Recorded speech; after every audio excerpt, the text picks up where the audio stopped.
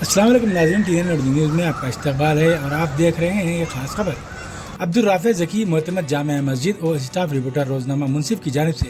آج جامع مسجد محبوب نگر میں دعوت افطار و طعام کا اہتمام کیا گیا۔ اس موقع پر نائب امام جامع مسجد حافظ سید مجاہد نے رغبت انگیز دعا کی۔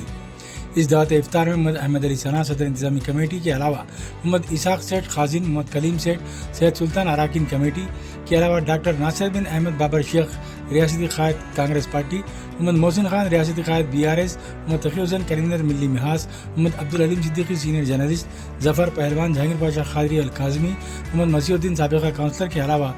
روزہ داروں کی کثیر تعداد موجود تھی۔ آئیے ناظرین ڈالتے ہیں اس پر ایک نظر۔ اللهم اجرنا من النار، اللهم اجرنا من النار، اللهم اجرنا من النار، يا حي يا قيوم برحمتك نستغيث،